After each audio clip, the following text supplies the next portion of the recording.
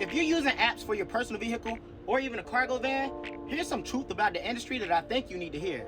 So no matter where you get the information from, right? Whether you're on YouTube, whether you're on TikTok, whether you're on Facebook, and people are giving you lists of apps, understand that not all of these apps will be in your area. Sometimes the only way to find out is to Google it and go to the website of the company and see if they service your area, or simply to try to download the app and sign up just to find out it's not in your area. Now, when that happens, family, charge it to the game. You can complain all you want to, but no complaints ain't gonna make the company come to your city or your state any faster. So find alternatives, right?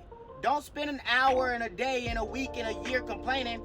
Go ahead to the next step, download the next app, look for the next company, and see if they're in your area to the point to where you have 2 to 5 downloaded out of 30 that really service your area.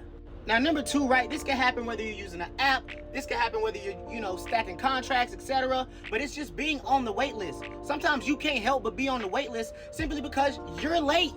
Beggars can't be choosers. Charge it to the game. Like, delivery apps have been around for the last 10, 15, 20 plus years. You understand what I'm saying? So just because you just now learned about the app doesn't mean there's not thousands of other people who are already download the app and started delivering in your area. But over time, people get deactivated. People just simply stop using the app.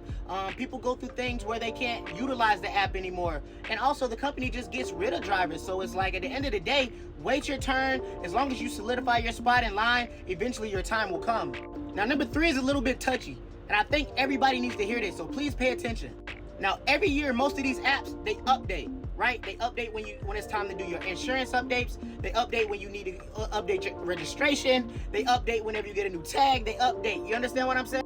Now, with these annual updates come driving record updates, right? Background check updates, etc. And I'm talking annually, or sometimes even every 6 months. Now, for a lot of these apps, family, and I'm being completely honest, certain violations on your driver record, they're just not going for it. Now, I'm talking within the last 2 to 5 years, so I've seen like 2 to 5 years of driving record history. If you have any DUIs, if you have any negligence on the road or anything like that, a lot of these apps may deny you. Even if you just had a nice, acceptance, you had a good year of doing deliveries for these people, and now you have an update coming in 6 months, they update you, they do a background check, they do a driving record check, and it comes back that you have a violation, they can deny you. They can deactivate your account. Please, please, please, family, understand, and I cannot stress this enough. You're making a career out of driving. This is your business. This is how you eat. This is how you feed your family. You cannot afford to have violation after violation after violation, especially to the point to where they can suspend your license, right? And then they send out the mail. You don't get the mail. You don't show up to court. So now they got a warrant for your arrest, right? A bench warrant, so they call it.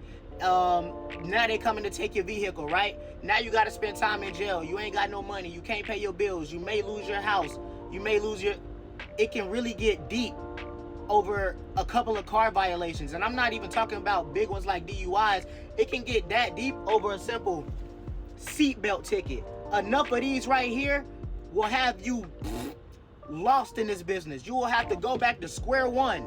Now, aside from that, family, like any other path in the transportation industry, or just like any other business in general, you will have slow seasons. Now, when it comes to the apps, I like to tell people a lot of the apps they're going to pick up around like holiday seasons. You know what I'm saying? Just like the Spark app. Around Christmas time and around Black Friday and Thanksgiving, the Spark app and Instacart and grocery delivery apps will boom, boom, boom, because everybody's ordering. You get what I'm saying? Whether it's for like their cookouts, whether it's little stuff like that, like it's booming. But you also have seasons like from January to March, a little bit after that, to where it's just completely slow. It's a reset. All of these companies are resetting. All new inventory is coming in. They're trying to get rid of old inventory. They're just trying to figure out how they want to start the year if they haven't already. And beyond that, people just spent all of their money for Christmas and major holidays. They're not really spending too much between January and March, so they're not really, needing to purchase anything. A lot of these companies, they're trying to retract, their expenses to make sure they have enough to continue out through the year. So you have a slow season approaching between January and March. And also, I would even say between,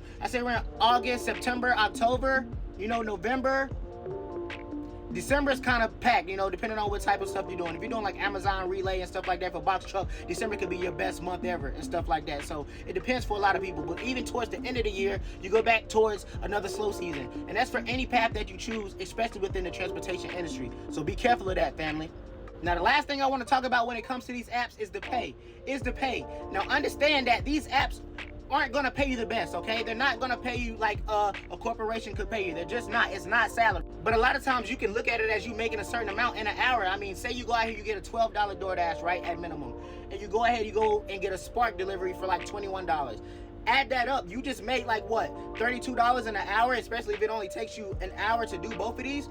So you're kind of making $32 an hour, but it will vary, family. There will be times where ain't shit happening in an hour, ain't shit happening in 2 hours. You know what I'm saying? So when it's popping, and you need to make the best out of it. I tell people all the time, if you're utilizing apps, make sure you're stacking. Make sure you have 1, 2, 3, 4, 5, 6, 7 different apps that you can utilize in your cities at all times so that you always have options to get work. You never want to be sitting for too long with no work hitting your phone. That ain't it.